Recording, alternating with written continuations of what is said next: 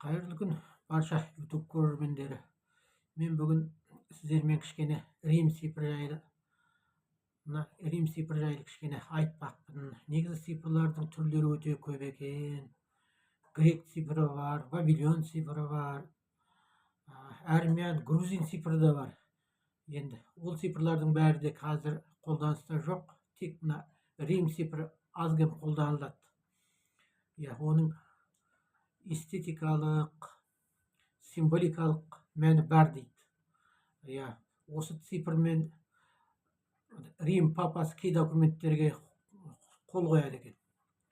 Ал енді қазір бұл цифр тек датыл күндерге ғана қолданылады. Мысалға 20-шы съезд, болмаса 20-шы ғасыр деген сияқты датыл күндерде ғана қолданылады. Ал басқа уақыттарда бұл көп қолданыла бермейді. Бірақ та бұл цифрды осыдан бұрын біздің заманымыздың дәуіріне дейін 200-300 жыл бұрын римдіктер қолданған екен. Содан бері қарай 2300-2200 жыл уақыт өтті. Ұзақ уақыт қолданылды бұл цифр. Бұл цифрдан енді олардың бас тарту себебі мына араб цифры келгеннен кейін жайлап ол цифрларды енді ығыстырып шығарды ғой.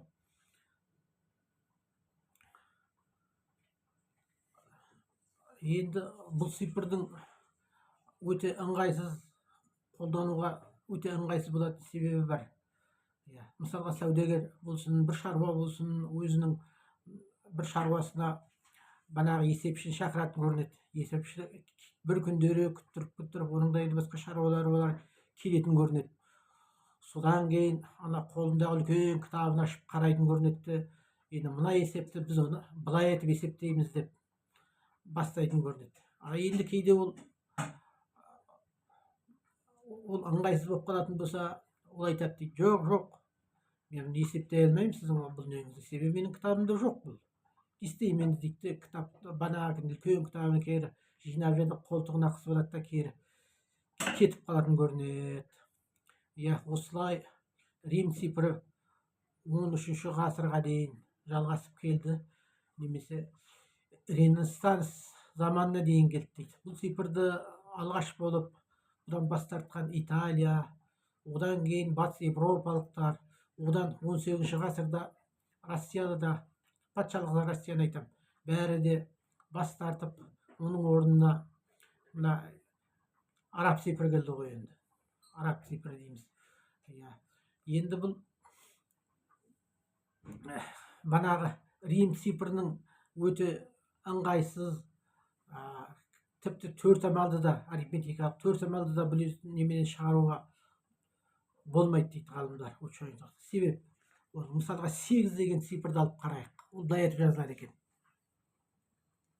Мінекей, 8 жазылады.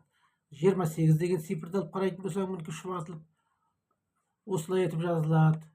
39 деген цифр, мысалға мынау, сосын мынау 397-ні былай етіп салады екен. Ал мынау с деген, бұл 100 деген санды ғана білдіреді. Осындай қолайсыз себептері болғандықтан, банағы Рим цифры да уақыт өте келе қолданыстан шықты ғой енді. Ал енді біздің енді Орта Азияның ғалымдары болса 9-шы ғасырда араб цифрын қолданды, және осы цифрмен өте күрделі математикалық есептердің енді сан түрін шығарды. Мысалға, ғалымдарды атайтын болсақ, ең басында Мұхаммед әл-Хорезми, одан кейін Әбу Райхан әл-Бируни, одан кейін Әбу Насыр әл-Фараби.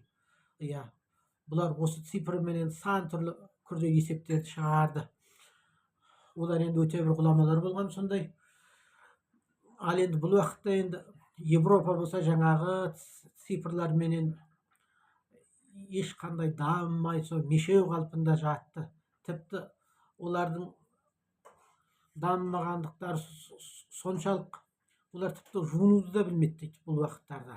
Себебі анау әлгі өздерінің храмдары, шіркеулеріне баратын көрінеді. Сода әлгі священниктер алгы касиеттүү суулардын үстүнө шашатын көрүнөт.